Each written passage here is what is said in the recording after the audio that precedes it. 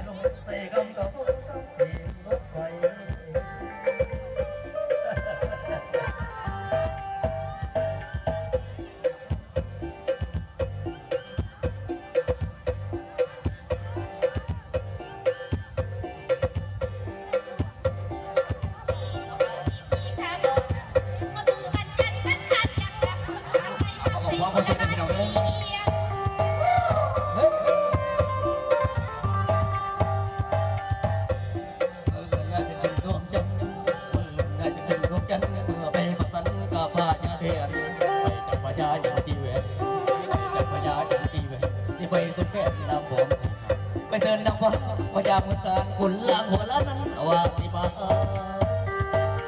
ง่ายกว่า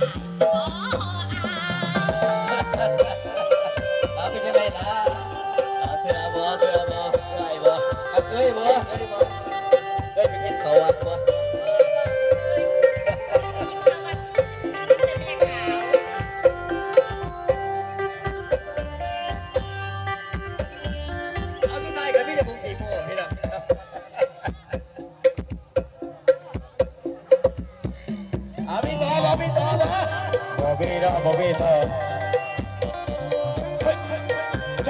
เอาสาบากทางพี่น้องสาบากทาง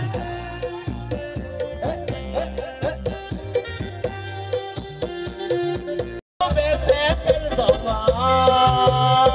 ป่าเป็นลงลาผมจะเรียกความสบายไปดวงเลือนลอยน้ำพาใส่แจกแวววาวดวงดาราน้อยใหญ่ยิ้มยับลมจันทร์มาดอกสีดอกวันนี้สุดสีจันทราสามแสงแห่งตาว่าดาหักแหนดวงจันทร์โอ้ดวงเดือนตาเจ้ายิ้ม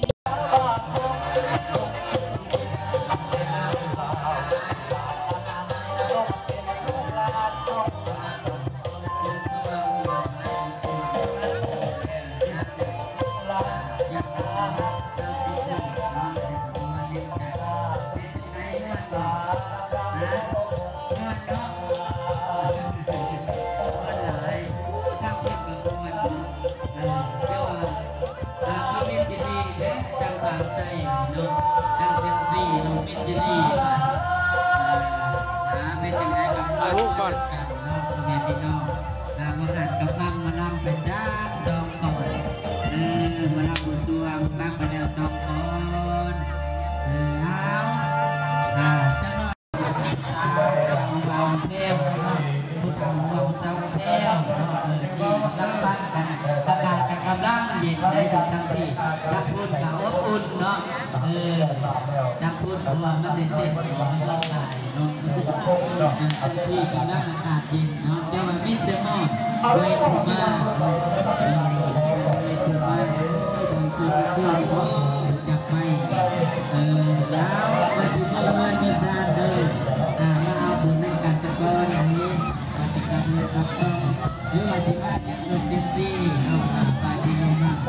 น้ำพวกก็ไปเต็มเลยจากการเดินจากน้ำพันดอกแต่โน้ตรู้ว่าจะไม่รู้อีกจากพันดอกแต่ก็ได้หายเดือดอยู่ก่อนเดี๋ยวนี้เจ้าพระนวลนุ่งสดใสกตัญญูกตเวทีนั่นก็คือผู้จักพูดเพิ่นแล้วห้างก็ต้องตอบแทนบุญคุณของเพิ่นต่อหากจะได้ดีเป็นดีก็ย้อนพ่อแม่เฮาเลยเนาะพ่อแม่นี่เปรียบเสมือนกับพาอยู่ในบ้านเพิ่นว่าเนาะพ่อแม่เฮานี่เปรียบเสมือนกับพาอยู่ในบ้านเฮาได้เพราะฉะนั้นเฮาจึงให้ความเคารพจึงเฮ็ดหยังก็ดีเนาะจึงเฮ็ดค้าขายง่ายมือขึ้นให้เฮ็ดหยังก็เฮ็ดดีราชของเกิดก็จนเลยเท่าอยากจะเบาหาวกับสาวจำน้อยให้เกียรติหนึ่งคนให้เกียรติปรากฏตัวบนพื้นที่ในโอกาสนี้เจ้าสบายดีเจ้าจำเป็นว่าทำว่าตัวอะไรรับจำเป็นอันนี้โคศกเสียงหวานคนกหวานแหววอีกจาก103 FM สวัสดีเขตเจ้าขอขอบใจทั้งโฆษกดาวเวทีเจ้าสบายดีบุญมาพี่น้องทั้งบ้านสีไทยครับเจ้าเองสาวสุภพรไซสุธิเดช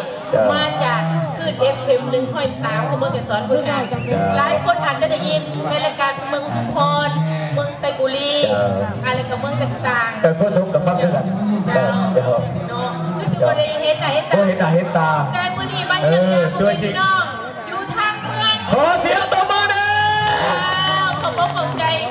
ขอบคุณกับพ่อแม่พี่น้องที่ว่ามาห่วงในงานมื้อนี้เนาะต้องกระดิ่งใจที่ว่ามาเห็นหน้าพี่น้องเนาะปกติแล้วจะได้ยินแต่เสียงมาเห็นตัวจริงแล้วเป็นยังไง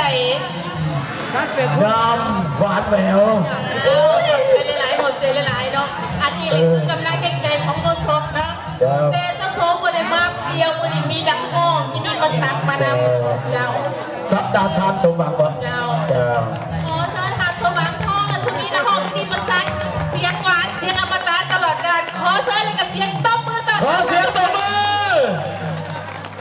สนับสนุน ต่อไปแล้วก็มีขอเรียนเชิญทานสมพ่อพิรมโพธิ์